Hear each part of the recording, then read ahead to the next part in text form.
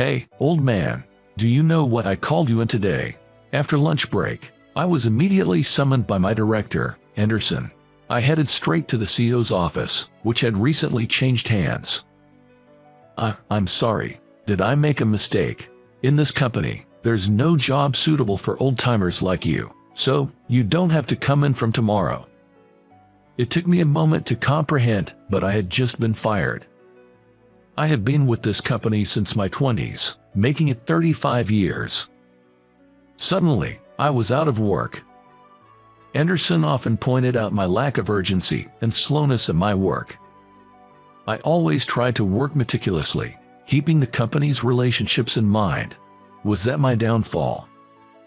Feeling the weight of the unfairness, I realized I needed to find a new job ASAP. At that time, I hadn't even considered the possibility of retaliating against Anderson or the CEO. My name is David. I'm a designer and 50-something years old. Just 3 years ago, I lost my wife and have been living alone ever since. To drown my loneliness, I dove deeper into my work than ever before. In this digital age, it might be uncommon, but I design using paints and paper. My work was highly appreciated by the previous CEO and our clients. However, it seemed Anderson wasn't a fan. He would often badmouth me when the CEO wasn't around. When the previous CEO passed away unexpectedly, a new, younger CEO took over. He was keen on introducing new technologies and phased out the old ones. Anderson, being close to the CEO, seemed to be completely on board with these modern ideas. I felt he was desperate to catch up with the modern way of thinking. From now on, we will switch all operations to computer-based systems. Since the day that was announced, using paint for designs was prohibited, and instead, we were to use computer software. I've been in this industry for nearly 30 years, but I've hardly ever designed using software. My knowledge was equivalent to that of a student fresh out of school. I regretted not having studied this earlier. Admitting my mistake, I started studying design software every day from then on. There were people in their 20s, fresh out of college, at the company, and I managed to learn a lot from them, eventually acquiring enough skill to do my job. The move to this policy was due to the young, 30-something second-generation CEO wanting to take on what's currently trending. I was the only one in this department who was a beginner at using design software, so the looks from Anderson stung a bit. At first, I was making design corrections for my subordinates as a form of study, but gradually I started to receive my own work. Having been in the industry for so long, I felt confident that once I had the knowledge, I could create designs that would not be inferior to the younger generation. However, it seemed like Anderson didn't think too highly of my work. "You're a bit too slow. People younger than you are faster, so get it together." "Oh, I'm sorry, I'm still not quite up to speed." "Make sure you do. We can't give you much work because the quality isn't there yet." "I'm sorry." Conversations like this happened at least once a day. A subordinate who had seen this told me not to worry and to ask them anything, which was a relief. But being rushed every day made me panic and rapidly lose confidence. Maybe this job isn't for someone my age, as retirement is nearing. I thought about taking early retirement. I was living with those thoughts. One day, we received a request from a long-standing client company. They wanted a design made with paint. However, our company mandated the use of computer software. I wanted to take on the request to meet the client's needs. I decided to discuss it once with Anderson.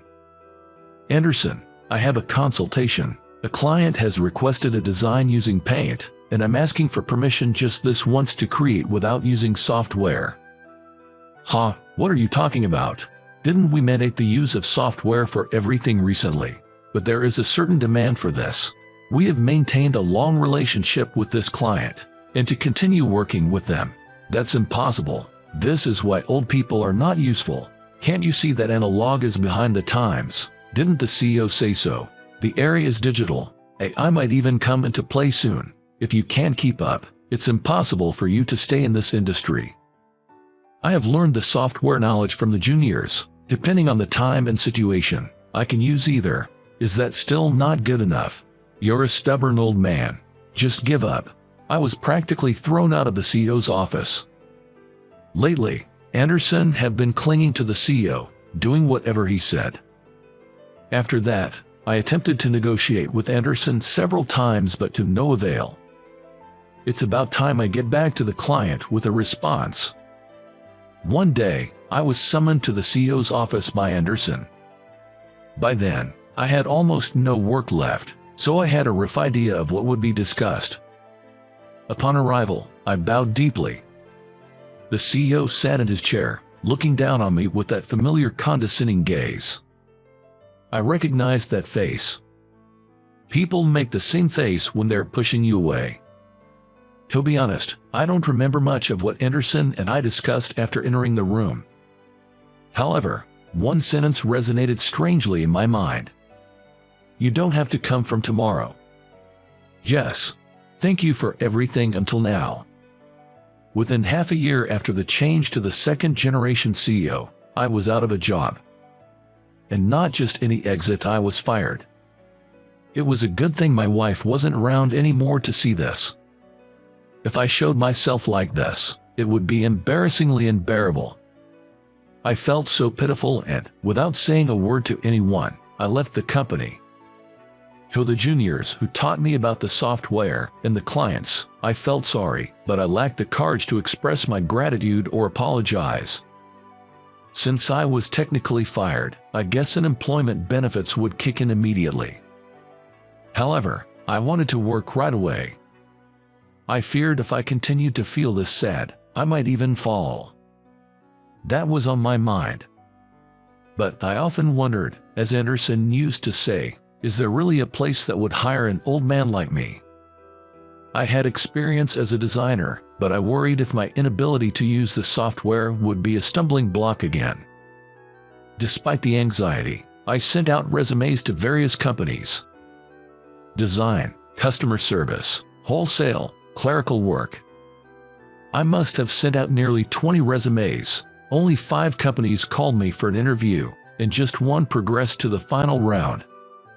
And that one company was a rival of my former employer. I had no expectations of getting the job. You've certainly got the know-how. I had a look at the designs you've been working on, and they are all meticulously made and easy on the eyes. I'd really love for you to work with us. What do you say? Really? Absolutely. I'd love to work with you. Then, how about starting a week from now? And I'd like you to show our newcomer the ropes on how to design the old-fashioned way. Thank you so much. It felt so good to be recognized for my skills again. I was going to be a designer once more. A month had passed since I joined the company, and I was getting the hang of things, albeit slowly. Then something shocking happened. On my first payday at this company, my take-home pay had nearly increased by $2,000. It's a bit crass to say, but this company pays incredibly well, I muttered under my breath, and Sam laughed heartily. That's because you're incredibly skilled, David. I don't know how much you made at your last job, but you're a special talent that would thrive anywhere. I felt a bit bashful but very happy. While learning the ropes and earning praise from both my juniors and Sam, I wondered if I was truly becoming an asset to the team. That's when my phone rang. It was Anderson.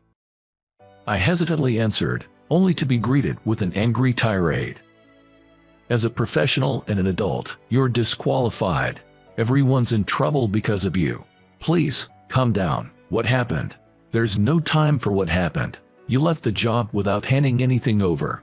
We have none of the client information or past data. That's because I was told to leave on the day, and there wasn't any time. Such poor excuses. What have you done to us? Send over the handover data within 2 days. You're unemployed and free right now, right? Thanks in advance. The call ended abruptly, with the responsibility unilaterally pushed onto me. What would Anderson think if he knew I was working for a rival company? I had new assignments at my current job and needed to start on them immediately. I was troubled and decided to consult with Sam. Sam, sorry to bother you. I just got a call from my previous workplace, and they urgently requested that I send over handover documents. I'm considering stepping out for about 2 hours to take care of this.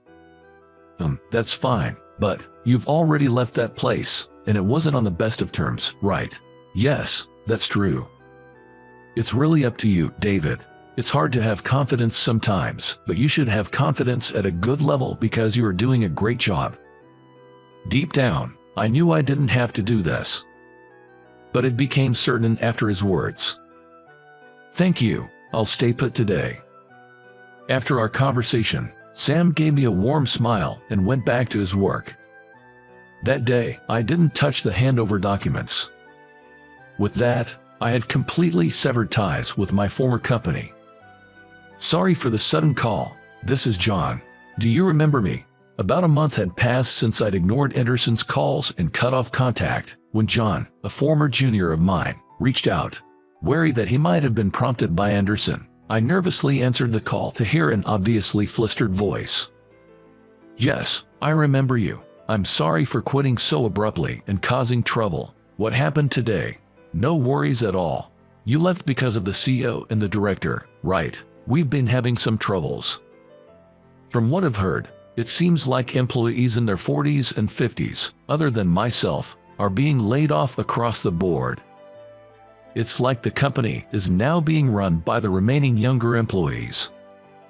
Moreover, there have been a lot of problems because there wasn't a proper handover.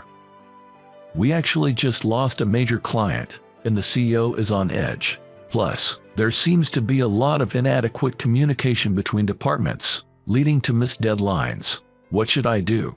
I suggested that such coordinating tasks should be left to a supervisor, since he's a new recruit and doesn't bear that much responsibility yet, trying to console him a bit. Then he replied with some difficulty. The thing is, I'm the leader. After all the senior staff resigned, the CEO told me that young people need to step up in this new era and that I should become a leader to incorporate their perspectives. John sounded utterly despondent. He's a rookie who just joined this year. Even I, not the strongest-willed person, can tell something is off. Still, I felt resistance to the idea of protesting directly to the CEO or the director. From what I've heard about his workload, it seems he's been burdened with a lot. Departmental coordination, visiting clients, dealing with older employees, meetings with the CEO. This could break him. He taught me how to use some design software. I wanted to help him, partly as a thank you. When I asked him what was the biggest challenge right now, he said, "There's this client you used to handle, and it looks like we're going to lose their contract. The CEO has said that's the one thing he wants to keep at all costs, but honestly, with the current management strategy, it seems unlikely. Indeed, the client I used to manage favored designs using traditional paints and paper. I'm at my limit. I've tried to hold on for 6 months, but I can't keep this up. But I'm the leader, and there are seniors here. He seems to be considering quitting. Something has to be done before his spirit breaks." I had an idea that I decided to share with John. At first, he was surprised, but it seemed like he gradually took in what I was saying. "Thank you for listening. Thanks to you, David, I've made up my mind. I owe a lot to you, John. Come talk to me anytime if you need to. I'll be waiting." With that, I hung up the phone. I hope I can be of some help to John. Today was the day I had taken the morning off. I woke up to a surprise. I had over 10 missed calls from private numbers. It could even be over 30. I called back with some trepidation, and my bad feeling was confirmed. "You're late. What did you tell John? Because of you, everything is ruined." It was rare to hear Anderson so flustered on the phone. What on earth happened? I did, in fact, share some information with John. That's true. John took unscheduled leave today. He's not answering emails or calls, and when we checked his desk, there was a note in the corner saying going to David's place. His actions were so swift, I was taken aback. I had simply offered to introduce him to my current workplace if he wanted. Of course, I told him that I couldn't guarantee he would get an interview. How are you going to make this right? We have deadlines for various projects coming up. This is all your fault. I'll sue you." The word sue made me flinch, and just as I was about to respond, I heard an employee call out for Anderson. There were also sounds of phones ringing, footsteps. It seems like things might be quite chaotic. As I was casually pondering this, the phone abruptly hung up. I've always had trouble digesting Anderson's words. They have a certain edge to them. But I'm different from how I used to be. Half a year into my new company, I've gained a lot of confidence. If someone asked what the heck the old man was rambling about, I'd be at a loss for words, but it seems like I've managed to grow not just technically, but emotionally as well. I don't think this is my fault, but the word sue still lingers in my mind. I decided to consult with Sam about it. In the afternoon, I went to work as usual. And there, talking happily with Sam, was a young man with a familiar face.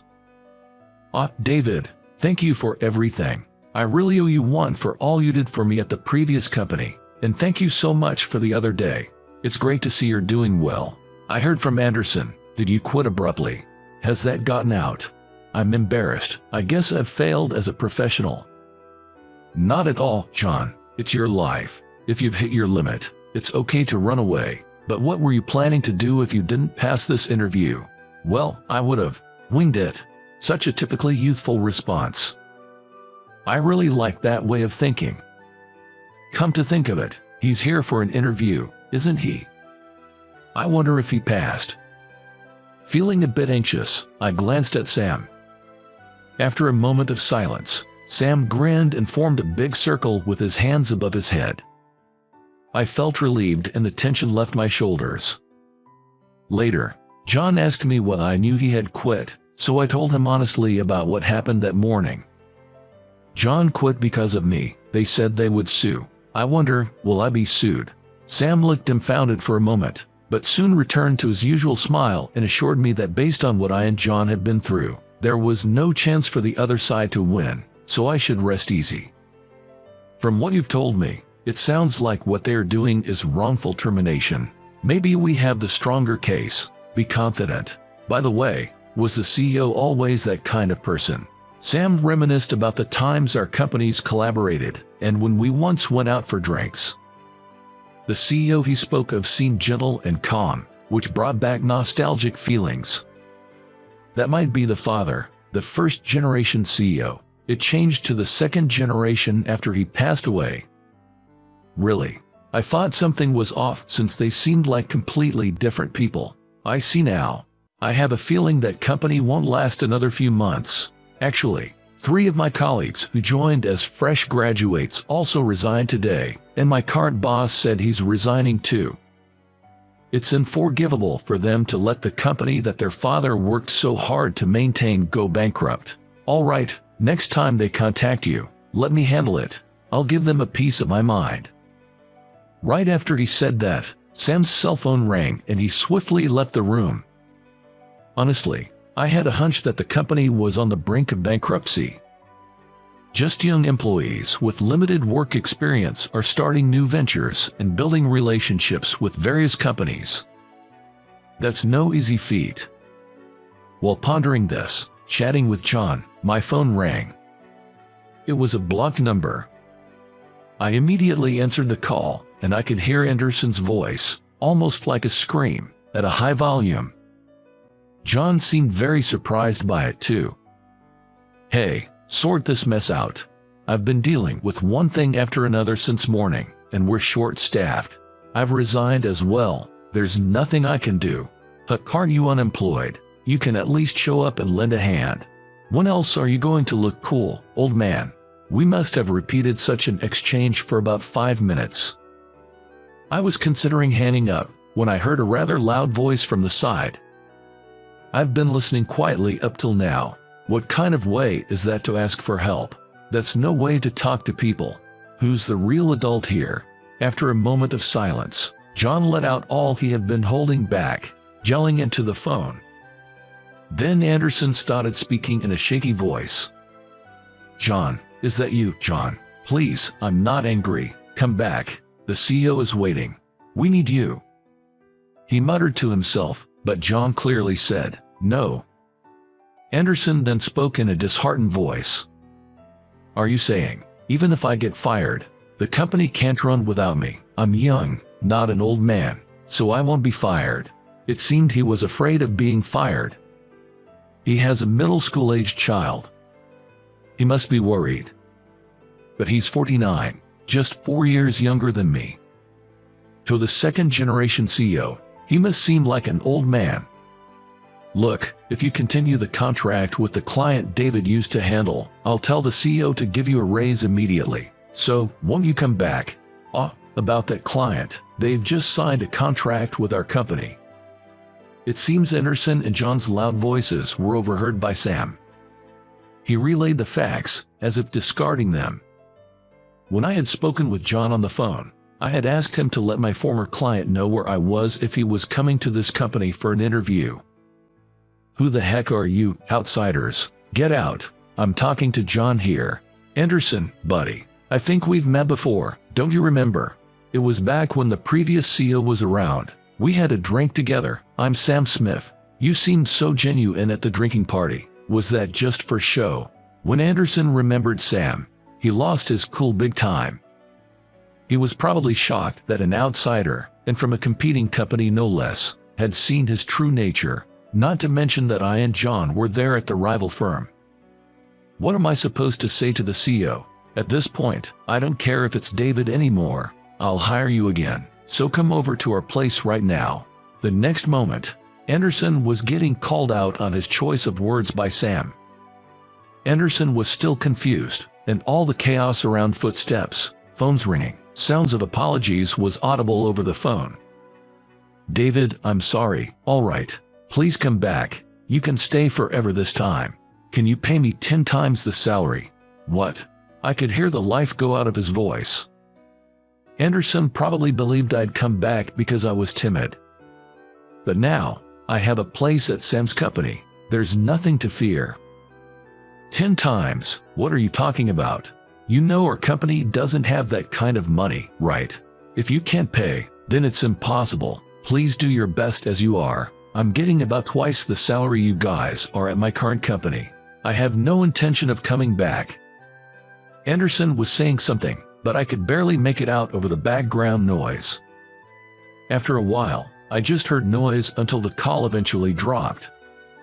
After that, there was a moment that seemed to stand still, but I snapped out of it when John said, "That was pretty cool." Things moved fast after that. The staff kept quitting, and in the end, there were less than a third left. Unable to continue working with such a shortage of hands, it seems the company went bankrupt 3 months after my last contact with Anderson. Anderson apparently didn't get fired due to the shortage of people, but he ended up losing his job anyway. I heard from a former colleague at the old company, Anderson can't find work now and is separating from his wife and daughter until he can find a job. It seems his domineering attitude towards his subordinates also got out to his family. I heard they might even get a divorce. Anderson seems desperate, but without having the CEO as a shirt on hold, I wonder how he's making decisions now. "David, that last design was great. You're really something. Glad we hired you. It's been a year since I started working here. This company recognizes and praises me. Everyone works to lift each other up. That day, I was in despair, but I'm here now because I was let go that day. In a way, I'm thankful to the CEO of the previous company and Anderson. I'm swamped with work I've been entrusted with, but it's a good kind of busy. Until retirement, no, as long as they'll have me, I plan to work my hardest.